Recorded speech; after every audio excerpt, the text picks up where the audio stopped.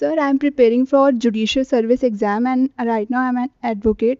तो सर क्या होता है कि डे वन तो हम फुल ऑफ एनर्जी ऑप्टिमिज्म कि हाँ हम करेंगे ये सब रहता है, लेकिन विद टाइम क्योंकि कई सारे सर्कमस्टेंसेस ऐसे होते हैं और कॉम्पिटिटिव एग्जाम जैसे अनसर्टेन रहते हैं कि आपको नहीं पता आप फुल हार्डवर्क कर रहे हो, अपना 100% भी दे रहे हो, but at the end exam कैसा आए या किस तरह का कॉम्पिटिशन हो या on the day of the exam आपका माइंडसेट कैसा हो, ये सब चीज़ें बहुत फैक्टर्स इफेक्ट करते हैं।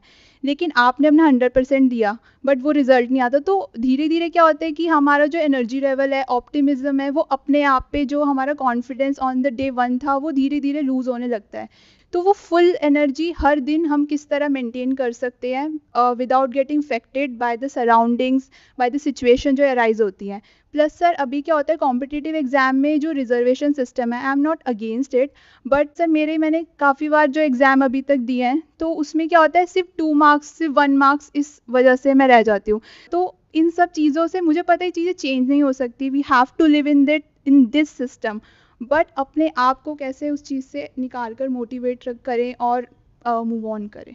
आपने अपना लॉ कंप्लीट कर लिया है? यस सर, लास्ट ईयर मैंने कंप्लीट किया था और अब मैं जुडिशियल सर्विस की एग्ज़ाम की प्रिपरेशन कर रही हूँ। और इसके आप कितने अटेम्प्ट्स दे चुके हो अभी तक? सर इसमें क्या होता है स्टेट वाइज होता है, जैसे हिंदी स्पीकिंग स्टेट में मैं दे रही हूँ तो 3 to 4 अटेम्प्ट्स दिए, बट इसमें भी 3 स्टेज है, जैसे यूपीएससी है, प्रीलिम्स, मेंस, इंटरव्यू। अब आप प्रीलिम्स में 1-2 नंबर से रह रहे हो, फिर आपका मेंस भी है, फिर इंटरव्यू है, एंड देन एज क्राइटेरिया कि अगर आपके सीनियर है कोई, जैसे आपसे एज में ज़्यादा बड़ा है और आपके इंटरव्यू में मार्क्स इवन ज़्यादा है लेकिन वो भी मतलब इक्वल है तो वो सेलेक्ट हो जाएंगे। तो ये सब चीज़ें ना एक टाइम के बाद बहुत इफेक्ट करने लग जाती है माइंड सेट पे। आपने यही क्यों चूज़ किया अपने लिए, कुछ और क्यों नहीं? मतलब इज इट बिकॉज कि आपकी जो फैमिली है वो इस बैकग्राउंड से है, वो सर सब मेरी लॉयर्स फैमिली हैं? में मेरे हैं एक रिलेटिव, वो जज हैं, तो उनसे मेरे को था इन्फ्लुएंस हुआ था कि ठीक है कि मुझे करना है, और मेरे को हमेशा से था कि सोसाइटी के लिए कुछ बेटरमेंट के लिए अगर हम उस सिस्टम में होंगे तो we can bring that change in a more positive way and on a big level. आपका बैकअप प्लान क्या है अगर मान लीजिए यहाँ पे आपका नहीं होता सिलेक्शन, क्योंकि आप खुद बोल रहे हैं कि इसमें राउंड्स बहुत सारे हैं और कंपटीशन बहुत ज़्यादा है, अगर इनकेस नहीं होता तो बैकअप प्लान क्या है? लॉ में ही आगे जाओगे? लॉ का ही है, जैसे एलएलएम करके लेक्चरर बन सकते हैं या कई सारे लॉ ऑफिसर गवर्नमेंट एग्जाम होते हैं, फिर वो भी कॉम्पिटिटिव है। प्रैक्टिस करने में आपका इंटरेस्ट नहीं है एज अ नहीं लॉयर? सर अभी तो फिलहाल नहीं, क्योंकि इंटर्नशिप्स के दौरान आई ऑब्जर्व कि I don't have that interest in doing practice as a girl. It's better to do a government job और don't be in this system, क्योंकि मैं फर्स्ट जनरेशन टाइप लॉयर हूँ कि मेरे पास ऐसा कोई नहीं है, तो थोड़ा सा मुझे रिस्की फैक्टर लगता है। सो इस एज पे हम फुल ऑफ एनर्जी होते हैं तो हमें है कि हम कितनी भी मेहनत कर सकते हैं, तो इट्स बेटर कि आप कॉम्पिटिटिव एग्जाम इन सब की जिसमें आपको इंटरेस्ट है आप उसकी एक बार ट्राई मारो कि ठीक है होता है तो इट्स गुड। इस प्रॉब्लम को हम पॉजिटिवली अप्रोच करने के बजाय नेगेटिवली अप्रोच करते हैं, इन द सेंस कि हम ये समझते हैं कि क्या है जो आपको वो करने से रोक रहा है। नंबर 1, आपसे बात करके जो मुझे समझ आया, एक तो ये थॉट्स कि जो सिस्टम है ये अनफेयर है आपके लिए, आपके स्टैंड पॉइंट से, ये थॉट माइंड में आता है क्योंकि कोई और है जिसके कम मार्क्स आए उसका हो गया, आपके मार्क्स उससे ज़्यादा आए फिर भी आपका नहीं हुआ। प्लस आप कह रहे हैं कुछ सीनियर्स का और जूनियर्स का भी इसमें कुछ होता है चक्करबाजी, जिसकी वजह से आपके माइंड में बार बार थॉट्स आते हैं कि जो सिस्टम है ये अनफेयर है। तो पहले तो इस बात को अच्छे से समझ लो, life is not fair, life is what it is. ये एक सिस्टम है, you are a part of this big system जो आपने खुद चूज किया है। तो the moment you are there in this system you have to understand कि सिस्टम के अपने कुछ रूल्स एंड रेगुलेशंस हैं, उसको एक्सेप्ट करना पड़ेगा पूरे तरीके से सबसे पहले तो, ताकि ये कॉन्फ्लिक्ट अंदर से मिट जाए। क्योंकि अगर ये कॉन्फ्लिक्ट रहा, अगर ये थॉट भी आया कि ये अनफेयर है, तो गड़बड़ हो गई। फॉर एग्जाम्पल, अगर एक बार को मान लेते हैं आप इस सिस्टम में नहीं हो, किसी और सिस्टम में हो, मान लो किसी प्राइवेट कंपनी में जॉब कर रहे हो, तो आपको क्या लग रहा है कि वहां पे सब कुछ बहुत अच्छा होता है? वहां पे क्या ऐसा नहीं होता है कि जो बॉस का फेवरेट होता है या फिर जो काम में हो सकता है इतना अच्छा ना हो लेकिन उसकी कम्युनिकेशन स्किल्स अच्छी हो और वो सबसे अच्छे से बना करके रखता हो, यानी कि उसका पीआर अच्छा हो, वो आगे बढ़ जाता है या बढ़ जाती है, उसका प्रमोशन हो जाता है। बाकी बेचारे जो एक्चुअल में अच्छे होते हैं काम में, वो पीछे रह जाते हैं। कैसा होता है? नहीं होता है। लाइफ की हर फील्ड में होता है। और इनफैक्ट लाइफ में सब कुछ सबके लिए फेयर कभी भी नहीं हो सकता है, क्योंकि अगर कोई ऐसा सिस्टम है जो आपके लिए फेयर कर दिया जाएगा तो सामने वाला आकर के कहेगा देखो हमारे लिए अनफेयर है। तो पहले तो ये समझो कि मैं जिस सिस्टम में एंटर कर रही हूं, पहले उस सिस्टम के सारे फंडों को समझना है और अननेसेसरी मुझे एक एक्टिविस्ट नहीं बनना है। I don't want to be a social activist. अगर वो बनना है तो बात अलग है, that has to be very clear कि I have to change this system. वो भी एक अपने आप में एक अलग रास्ता है। आप समझ रहे हो कॉन्फ्लिक्ट क्या है? एक तरफ से आप उस सिस्टम का पार्ट बनना चाहते हो, दूसरी तरफ से आपको उसी सिस्टम से प्रॉब्लम है। तो आज अगर उस सिस्टम के एक एस्पेक्ट से प्रॉब्लम है, तो कल जब आपका हो भी जाएगा तो सिस्टम के आपको और बहुत सारे एस्पेक्ट्स नजर आएंगे, तब ये भूल चुके होगे। क्योंकि हमारा माइंड कैसा होता है, जो मिल जाता है उसकी इंपॉर्टेंस जीरो हो जाती है। अभी इसकी इंपॉर्टेंस इसलिए है क्योंकि अब ये मिला नहीं है। जिस दिन ये मिल गया तो वहां पर आप देखोगे कि अच्छा, आप ही की पोस्ट पे और बहुत सारे लोग हैं और ऊपर कोई बैठे हैं, उनके हाथ में कंट्रोल है कि अब किसका प्रमोशन होगा, किसका नहीं होगा, कौन आगे जाएगा, कौन नहीं जाएगा। अब आपकी एक अलग रेस शुरू हो गई है। अभी जो रेस है वो है कि इतने सारे लोग हैं जो उसमें जाना चाहते हैं, मेरे को यहां घुसना है, फिर होगा मेरे को यहां से यहां पहुंचना है, फिर होगा यहां से यहां पहुंचना है, वहां भी बहुत कुछ अनफेयर होगा। अब क्या करोगे? तो पहले तो ये समझो कि ये फेयर और अनफेयर के चक्रों से बाहर निकलो। हाँ, आप ये कर सकते हो कि आप अपनी तरफ से किसी के साथ में कुछ अनफेयर ना करो, but once you have chosen कि मेरे को ये करना है, तो एक्सेप्ट इट कंप्लीटली। वहां के प्लस माइनस को एक्सेप्ट कर लो और उसके बारे में अननेसेसरी अपना टाइम वेस्ट करना बंद कर दो। आपको सिर्फ ये दिमाग लगाना है कि मेरे को उसको क्रैक कैसे करना है। बट हो क्यों नहीं पा रहा है? ऐसा क्या है जो आपको रोकता है? तो एक तो हमने ये डिस्कवर किया कि ये जो थॉट्स हैं, fairness and unfairness, which is part of the legal system, and that's the irony कि you are basically going to be a जज और आपको ये डिसाइड करना है कि एक फेयर जजमेंट होना चाहिए। तो आपका दिमाग ऐसे ही चलेगा हर चीज में कि फेयर है या अनफेयर है। जैसे एक डॉक्टर के लिए जो ये दुनिया है ना, वो दो पार्ट में डिवाइडेड होती है कि एक पेशेंट है और एक डॉक्टर है। ऐसी जो बिजनेसमैन होता है, एंटरप्रेन्योर होता है, उसके लिए होता है कि ये एंटरप्रेन्योर है और ये कस्टमर है। उसका दिमाग ऐसे चल रहा होता है। तो हर एक का दिमाग उसी डोमेन में चल रहा होता है। तो आप चाहे चाहो या ना चाहो, आपका दिमाग ऐसे ही चलेगा हर चीज में। आप क्या करोगे? हर चीज को जज करने की कोशिश करोगे लाइफ में, अपने आप को, औरों को, सिस्टम को, हर चीज को। बट मजे की बात क्या है, ये करने की वजह से आप वो अचीव नहीं कर पाओगे। ये भी आपको समझ आ रहा है। तो फॉर अ टाइम बीइंग, जब तक आप जज नहीं बन जाते तब तक जज नहीं करना है। तब तक क्या करना है? वो जो करना पड़ेगा उसको क्रैक करने के लिए, यानी कि अपने माइंड को इस तरीके से कंडीशन करना है, इस तरीके से प्रोग्राम करना है। जैसे ओलंपिक्स के लिए जो एथलीट्स जाते हैं, वो कैसे अपने आप को तैयार करते हैं। लाखों करोड़ों लोगों में से किसी एक को वो अपॉर्चुनिटी मिलती है, उसमें से भी किसी एक को मेडल मिलता है। तो कैसे वो वहां तक पहुंचते हैं? इसका मतलब उनके दिमाग में और कुछ आने की गुंजाइश ही नहीं होती है। वो दो स्टेट्स में जीते हैं, अनलाइक एवरीवन एल्स जो कि तीसरी स्टेट में जीते हैं। एक होता है स्टेट ऑफ डूइंग समथिंग। अभी आपके लिए उसकी डेफिनेशन ये है कि अभी उस एंट्रेंस को क्रैक करने के लिए जो भी करना पड़ेगा, if you are doing that, और measuring and monitoring is a part of that, तो उसको उससे अलग मत समझो। यानी कुछ आपने किया तो आपने मेजर किया कि मैंने गोल बनाया था 1 घंटे का, लेकिन वो 2 घंटे में अचीव हुआ। तो अगली बार अपना गोल रियलिस्टिकली बनाओ, ये नहीं कि गोल नहीं बनाओ। हो सकता है आपने गोल ही गलत बना लिया। जैसे गोल तो कुछ भी बना सकते हैं ना, दिन में मेरे को 26 घंटे पढ़ना है, बट 26 घंटे है ही नहीं, तो गोल ठीक से बनाना पड़ेगा। तो this measuring of the outcome और looking at the outcome is also a part of the job और the work that needs to be done. तो ये आ गया डूइंग। एक होता है non doing, the state of non doing, जब हम कुछ नहीं कर रहे होते हैं। वो स्टेट कैसी होती है? जैसे हम सो रहे हैं, तो अगर नींद गहरी आती है तो अगले दिन आप डूइंग के लिए तैयार हो। तो डूइंग और नॉन डूइंग दोनों जरूरी है, यानी कुछ करना और नहीं करना दोनों इंपॉर्टेंट है। दोनों में से एक भी काम आप ढंग से नहीं करोगे तो आप उस गोल को अचीव नहीं कर पाओगे। यहां तक क्लियर है? बट अब मजे की बात यह है कि 99.99% लोग जीते कहां हैं? वो डूइंग या नॉन डूइंग में नहीं जीते हैं, वो इन दोनों के बीच में फंसे पड़े हैं। ना वो कुछ कर रहे हैं, ना वो कुछ नहीं कर रहे हैं। यानी क्या? बैठ करके सोच रहे हैं। क्या सोचना करना होता है? क्या सोचना नहीं करना होता है? करना मतलब थकना, नहीं करना मतलब थक गए तो रेस्ट करना। बट ना तो you are in a state of rest, ना तो योर माइंड इज पीसफुल, ना आप कुछ कर रहे हो। अब जब मैं कर रहे हो की बात कर रहा हूं, मैं सिर्फ फिजिकली की बात नहीं कर रहा हूं, मेंटली की भी बात कर रहा हूं। मेंटली अपने गोल को अचीव करने के लिए कुछ कंस्ट्रक्टिव कर रहे हो, उसको करना कहते हैं। क्योंकि बिना माइंड को यूज करे कैसे करोगे? और सिर्फ फिजिकल वर्क करने से क्या होता है? वो तो हार्ड वर्क है, उससे क्या अचीव होता है लाइफ में? कुछ भी नहीं। तो जब बॉडी और माइंड एक टास्क पे लगा होता है, उसको करना कहते हैं। जब बॉडी और माइंड किसी भी टास्क पे नहीं लगा होता है, यानी the state of surrender, the state of deep sleep, deep relaxation is the state of non doing.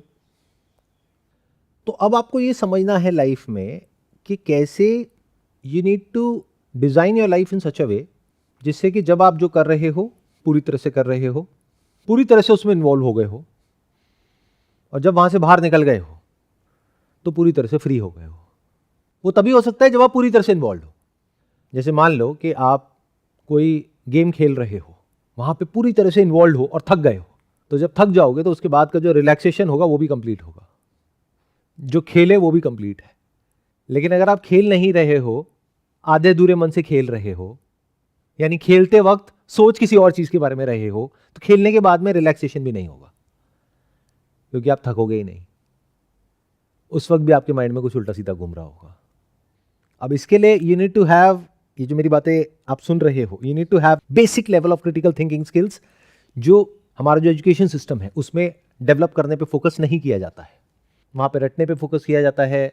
आपको बताया जाता है what is right, what is wrong, not how to think but what to think and what not to think. कि जो किताब में लिखा है ये सोचो, इसके बाहर मत सोचो। तो मतलब बेवकूफ बनाया जा रहा है लोगों को इस हद तक कि आई एम 100% श्योर यहां पर आप जो लोग बैठे हैं, जो भी मुझे वीडियो में देख रहे हैं, उनको बहुत सारी बातें समझ ही नहीं आने वाली, उनका लिंक टूट जाएगा। मतलब इस केस में आपके लिए डूइंग की क्या डेफिनेशन है, उसको पूरी तरह से सुनना और बीच में कोई गैप नहीं आएगा। मेरे लिए डूइंग का क्या मतलब है कि अगर मैं बोल रहा हूं तो पहले से कुछ भी प्लान नहीं है, इट्स ऑल स्पॉन्टेनियस। तो मुझे एक एक करके देखते चले जाना है, स्टेप बाय स्टेप आगे बढ़ते चले जाना है, और ये जो प्रॉब्लम है इसको जड़ से सॉल्व करना है। लेकिन बीच में अगर कहीं भी मेरा लिंक टूट गया तो वो काम नहीं हो पाएगा जो हम करना चाहते हैं, यानी इस प्रॉब्लम का सॉल्यूशन निकालना चाहते हैं। आपका लिंक टूट गया तो आपका यहां पे आना बेकार हो गया, या वीडियो को देखना बेकार हो गया। जैसे अगर मेरी वीडियो होती है मान लो 1 घंटे की, तो उसमें से लोग कितना देखते हैं, हार्डली 20%, मतलब 60 मिनट में से 12 मिनट। बाकी लोग क्या करते हैं, this is average time duration. मतलब लोग आते हैं, वीडियो देखते हैं 2-3 मिनट की और फटाफट से कंक्लूजन ड्रॉ करते हैं, तब तक तो सेशन शुरू ही नहीं हुआ है। बट इतना पेशेंस नहीं है, उन्हें तो 30 सेकंड में सब कुछ चाहिए। तो they don't know how to do something, they know how to do something passively, यानी आराम से बैठ जाओ राजा बाबू की तरह, और इंस्टाग्राम पे एक के बाद एक रील आ रही है, उसमें भी स्वाइप कौन करेगा, उसमें भी आलस आता है, अपने आप ही अगली आ जाए ना, एल्गोरिथम दिखाएगा ना आपको। तो या एक वेब सीरीज शुरू कर दी, अब अपने आप एक के बाद एक देखते चले जाओ। तो पैसिवली कुछ भी कंज्यूम करना है तो you are okay, but actively कुछ करना है, फिर चाहे अपने करियर में कुछ करना हो, that could be related to entrance examination या जॉब, या अपनी कोई स्किल डेवलप करनी हो, या बिजनेस में कुछ करना हो, जिसके लिए you need to have a great deal of critical thinking. Unless and until you are a fool, तब कोई दिक्कत नहीं है, उनके लिए बड़ा सही है लाइफ में कुछ भी करना। यानी जिनके अंदर ये concept of right and wrong ही नहीं है, उनके माइंड में कोई थॉट ही नहीं आ रहा है, उनको है हाँ ठीक है ये करना है, ये करना है, तो वो तो बेवकूफ लोग ही हो गए ना। सुपरफिशियली देखा जाए तो आप कह सकते हो हाँ उसकी ये रैंक आ गई है, वो ये क्लियर कर गया है, वो क्लियर कर गया है, बट उनसे बात करोगे तो you can't sit with such people. उनसे आप किसी भी टॉपिक के बारे में बात करोगे तो उनको समझ नहीं आ रहा है, बस अंदर फीड कर दिया है और वो जा करके उसको इंप्लीमेंट कर दिया बेस्ड अपॉन किसी और ने उनको बताया। मान लो कोचिंग में बताया कि ये करना है, बस उतना ही किया और खत्म, कोई क्वेश्चनिंग नहीं, कुछ नहीं। तो आई एम सेइंग कि अगर ये आपको करना है तो you have to get into the state of doing what needs to be done without getting distracted by this third mental state, जहां पर कि ना आप कुछ कर रहे हो ना नहीं कर रहे हो। हाँ, non doing is not a distraction, it's like getting ready for next day. जितना अच्छे से आप रिलैक्स करोगे, बशर्ते कि वो रिलैक्सेशन कंप्लीट है, उतना ही अच्छे से आप तैयार हो पाओगे आगे कुछ करने के लिए। देखो जब एक बिल्डिंग को बनाना होता है ना, तो उसमें सबसे इंपॉर्टेंट स्टेज कौन सी होती है? बेस नहीं, blueprint. Because if you don't have the blueprint और आप एकदम से बिल्डिंग बनाना शुरू कर दोगे तो कुछ भी बन जाएगा वहां पर। ऐसे ही हम अपनी लाइफ को बनाते हैं। तो आपको क्या चाहिए? सबसे पहले एक ब्लूप्रिंट चाहिए कि एग्जैक्टली इस गोल को अगर मुझे अचीव करना है अगले 2 साल में, तो मुझे अगले 2 साल तक क्या करना पड़ेगा। अब वहां पे रीइंफोर्समेंट चाहिए, उसके साथ में कोई फीलिंग को या इमोशन को जोड़ना पड़ेगा जो बहुत स्ट्रांग हो। मतलब 24 घंटे माइंड में वो इतना ज्यादा स्ट्रांग हो जाना चाहिए वो थॉट, कि और किसी थॉट के लिए कोई जगह ही ना हो, उसको रीइंफोर्स करना होगा। हम कभी ऐसा करते हैं क्या? नहीं। हम क्या अपने आप को तैयार करते हैं उस तैयारी के लिए जिसको मेंटेनेंस बोलते हैं?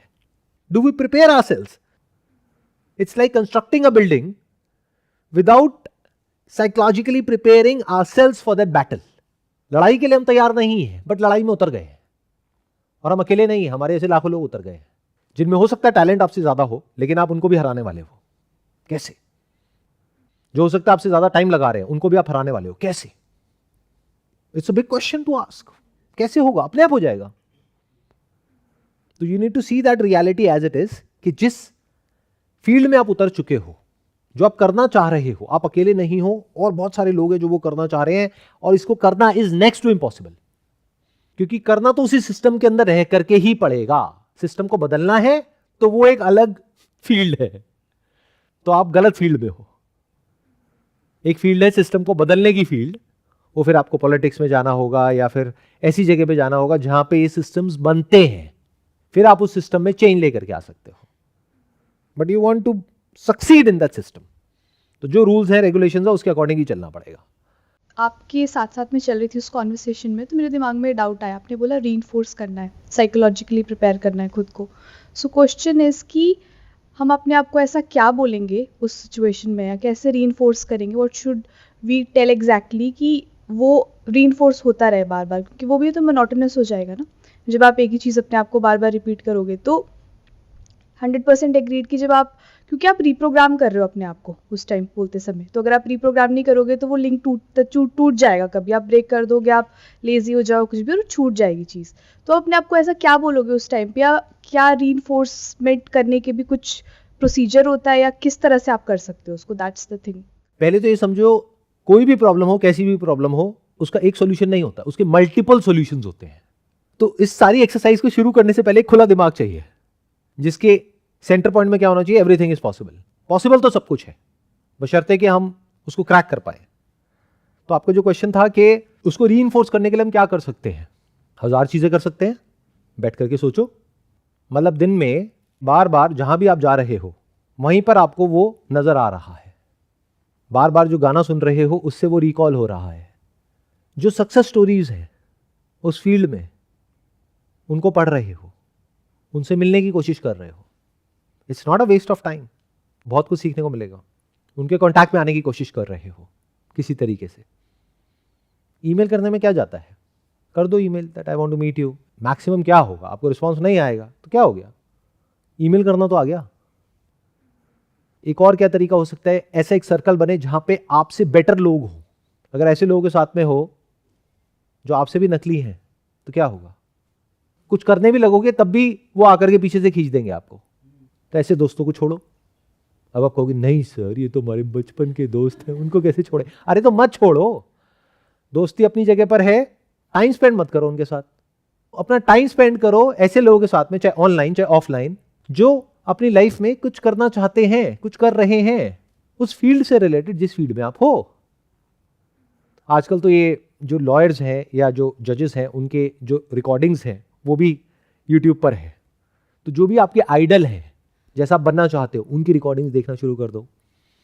देखो वो किस तरीके से एक केस को देखते हैं, समझते हैं, फिर समझ करके फिर एक डिसीजन देते हैं। Maybe I am wrong, but maybe आप ऐसा बनना चाहते हो। तो अगर ऐसा बनना चाहते हो तो ऐसे लोगों की वीडियोस जब आप देखोगे तो क्या अंदर से एक डिजायर पैदा नहीं होगा कि मुझे भी ऐसा बनना है? तो क्या रीइंफोर्समेंट नहीं है? अब आप कहोगे इसका उससे क्या कनेक्शन है जो मेरे को वो एंट्रेंस क्रैक करता है? अरे बहुत बड़ा कनेक्शन है। आप अपने माइंड को इस तरीके से प्रोग्राम कर रहे हो कि वहां पर अब और किसी थॉट के लिए कोई जगह ही नहीं बच रही है, और जितने थॉट्स हैं वो आने कम होते चले जा रहे हैं, बंद होते चले जा रहे हैं। इन अदर वर्ड्स, अगर आप थॉट को यूज कर रहे हो अपने काम को और अच्छे से करने के लिए, अपनी लाइफ को बेटर बनाने के लिए, जो भी आप काम कर रहे हो उसको और बेटर तरीके से करने के लिए, अपने आप को एक ऐसा इंसान बनाने के लिए जो सिर्फ एक प्रॉब्लम का नहीं, लाइफ की किसी भी प्रॉब्लम का सोल्यूशन निकाल सके, तो थॉट अच्छा है। जो भी लाइफ में आपको ग्रो करने में मदद कर रहा है, वो thinking is part of doing, it's not useless.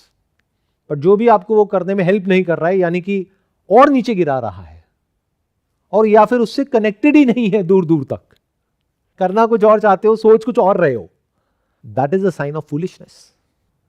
मजे की बात यह है कि जो पूरी दुनिया है ये यही चाहती है, ये जो सोशल मीडिया है ये क्या चाहता है कि आप अपने गोल पे फोकस करो। वो तो उसको आपको ट्रेन करना पड़ेगा by watching these kind of videos and skipping all other videos, तब जाकर के वो ट्रेन होगा एल्गो और वो आपको वैसी वीडियोस दिखाएगा। नहीं तो वो सोशल मीडिया आपको ऐसा बना देगा एक ज़ॉम्बी के जैसा कि बस पड़े रहो और आपको कुछ पता भी ना हो, यानी पूरी तरह से आपकी लाइफ का कंट्रोल किसी और के हाथ में, एक रिमोट कंट्रोल की तरह। ये ऐड देखो, चलो इस पे क्लिक करो, चलो यहां पे जाओ, ये खरीदो, खरीदा, एडवर्टाइजर को पैसा मिला, उस कंपनी को पैसा मिला, अगली ऐड देखो, चलो वहां जाओ, उधर से इन्फ्लुएंसर्स आ गए। तो पूरी जो दुनिया है वो आपको इस डायरेक्शन में भगा रही है, आपका गोल इधर है। गोल की तरफ कौन भगा रहा है? Accept under exceptional circumstances. In other words कि आप किसी कोचिंग में हो और वहां पे उस कोचिंग वाले को ये लगता है कि आप कर लोगे, वो भी उसको अगर लगता है तो आपको उठा करके एक ऐसे बैच में डाला जाएगा जहां पे आपको एक स्पेशल ट्रीटमेंट मिलेगा, जिसकी वजह से आपके होने की पॉसिबिलिटी बढ़ जाएगी। बट अगर उस कोचिंग वाले को नहीं लगता है, based upon their own biases, their own preferences, तब तो उठा करके आपको ऐसी जगह पे डाल दिया जाएगा कि खेल खत्म। टीचर भी उन्हीं बच्चों पे ज्यादा ध्यान देते हैं जो उनको लगता है कि यहां पे ध्यान दे करके उनको कुछ फायदा होने वाला है। तो ये सीखना कि how to become likeable by your teachers, is it not part of cracking this entrance examination? तो ये सब सीखना पड़ेगा लाइफ में आगे बढ़ने के लिए। जो भी आप आगे लाइफ में करना चाहते हो, उसमें कुछ लोग हैं जिनके हाथ में आपकी सक्सेस की चाबी है। उन लोगों को इन्फ्लुएंस करना भी तो आना चाहिए ना। उसको आप सेलिंग स्किल्स कहो, कम्युनिकेशन स्किल्स कहो, मार्केटिंग स्किल्स कहो, प्रेजेंटेशन स्किल्स कहो, ये भी तो सीखना पड़ेगा ना। ये कभी सीखा क्या? क्यों? क्योंकि मुझे तो लॉयर बनना है, तो उसमें सेलिंग स्किल्स का क्या काम है? मुझे सेल्समैन थोड़ी ना बनना है। अलग अलग करके देखते हैं हम चीजों को, हम कनेक्ट नहीं कर पा रहे। This is all part of creating that system. क्योंकि अब क्या हो रहा है, अगर आप ध्यान से देखोगे, मैं जो डेफिनेशन है वर्क की, आपकी जो डेफिनेशन है वर्क की, उसको ब्रॉडन करता चला जा रहा हूं। उसमें कुछ ऐसी चीजें इंक्लूड कर रहा हूं जो बहुत इंटरेस्टिंग है, जिसको आप सीखोगे और इमीडिएटली अप्लाई करोगे और आपको रिजल्ट मिलेगा। रिजल्ट अच्छा आया या बुरा आया, तो इमीडिएट आपको मोटिवेशन मिला, जिसकी वजह से इमीडिएट आपको किक मिलेगी दोबारा से उसको इंप्लीमेंट करने की या नेक्स्ट स्टेप पे जाने की। तो अब आपको कोई एक काम नहीं करना है उसको क्रैक करने के लिए, आपको 10 काम करने हैं। मतलब कि मैं पूरी तरह से तैयार हूं इस एग्जामिनेशन के लिए। अब होता ही नहीं होता है, दैट्स ओके। अब उसमें आपको यह फिगर आउट करना पड़ेगा कि उसको करने का और क्या बेनिफिट है उस एंट्रेंस को क्रैक करने के अलावा। मान लो अगर वो एंट्रेंस क्रैक नहीं भी हुआ, तब भी उसका कुछ ना कुछ तो फायदा है ना, वो जो आप तैयारी कर रहे हो। तो उस फीलिंग को जोड़ो कि मुझे अपनी जो अंडरस्टैंडिंग पावर है उसको बढ़ाना है। इससे फर्क नहीं पड़ता कि मैं क्या समझने में अपना टाइम लगा रहा हूं या लगा रही हूं, मैं अपनी अंडरस्टैंडिंग पावर को बढ़ा रहा हूं या बढ़ा रही हूं। और अपने आप को ऐसे देखो कि अगले 2 साल बाद चाहे एंट्रेंस होता है या नहीं होता है, तब भी अगर आपको अपना 100% लगाना आ गया उस पर्टिकुलर काम में, तो ये become the kind of a person कि कल को आपको किसी और फील्ड में अपना 100% लगाना है। मान लो वहां पे जुडिशरी में नहीं हुआ, उसके बाद में लॉ में लगाना है, तो वहां पे तो लगा ही दोगे ना। किसी केस को स्टडी करना है, तो you will become an asset for a legal firm, जहां पर आप जा करके रिसर्च कर सकते हो। तो you can become a research analyst in a top law firm. It's not a bad deal. चलो एक हाइपोथेटिकल एग्जांपल लेते हैं। आपने लॉ किया है, तो मैं आपको उसी का एक हाइपोथेटिकल एग्जांपल देता हूं। मान लो मेरी एक बहुत बड़ी लीगल बैटल हुई, just as an example, hypothetical example, जहां पर मेरा जो ओपोनेंट है और मैं हूं एक तरफ, हमारे बीच में कुछ बहुत बड़े लेवल की लीगल बैटल्स हुई। बहुत टाइम लग गया, बहुत एनर्जी लग गई, बहुत पैसा लग गया। तो अब इसको देखने के 2 तरीके हो सकते हैं। एक, जैसे यूजुअली मेरी जगह कोई और होगा तो वो देखेगा, वो क्या कहेगा कि it's a waste of time, waste of money, waste of effort, waste of energy. मैंने उसको किस तरीके से देखा?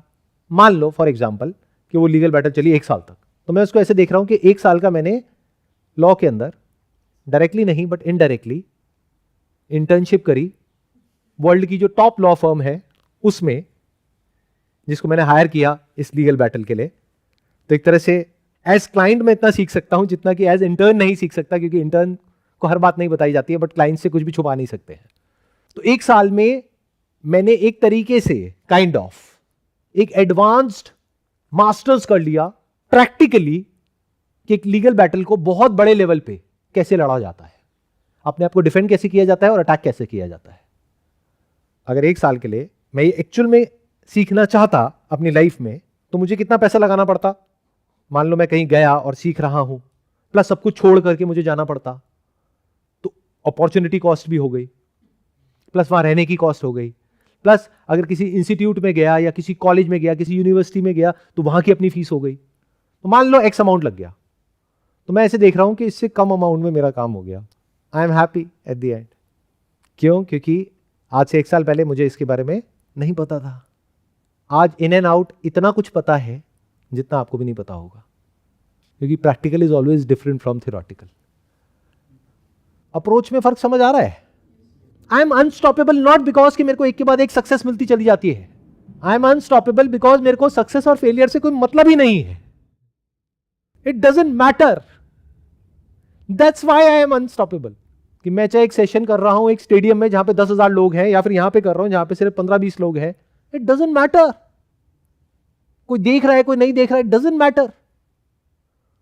That's why I am unstoppable. मतलब लाइफ में लॉस हो जाए प्रॉफिट हो जाए, दोनों ही मेरे लिए बराबर है, या दोनों ही इंपॉर्टेंट नहीं है। इंपॉर्टेंट क्या है कि उस पूरे एक्सपीरियंस से उससे मैंने क्या सीखा, क्या कुछ सीखा? अगर सीखा तो वो अच्छा है। प्रॉफिट लॉस क्या होता है? और ये आपको किसने कह दिया कि प्रॉफिट इतना हो गया तो ये अच्छा है और लॉस इतना हो गया तो ये बड़ा है?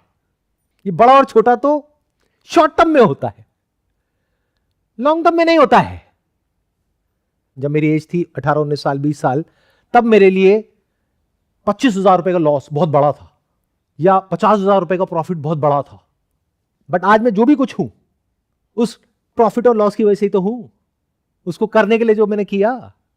तो क्या आज के स्टैंड पॉइंट से देखा जाए तो क्या वो बड़ा है छोटा है? आप बोल तो रहे हो बहुत छोटा, but you don't know that. But हाँ, इससे आइडिया लगा सकते हो कि भाई ये नहीं कि मैं कितना कमा रहा हूं, क्योंकि वो तो मैं कभी आपको बताऊंगा ही नहीं, बट कितना छोड़ रहा हूं वो तो पूरी दुनिया के सामने है। जो कमा सकता हूं अपने मोबाइल पे कुछ बटन दबाने के बाद में, वो छोड़ रहा हूं, तो छोड़ने के लिए दम तो होना चाहिए ना, और जेब में पैसा भी होना चाहिए।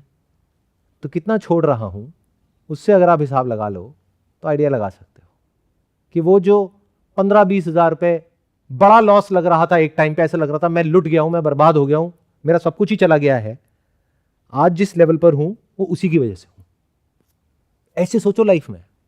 जब इस तरह से सोचना शुरू करोगे, then you will become the kind of a person who is going to be unstoppable in all walks of life.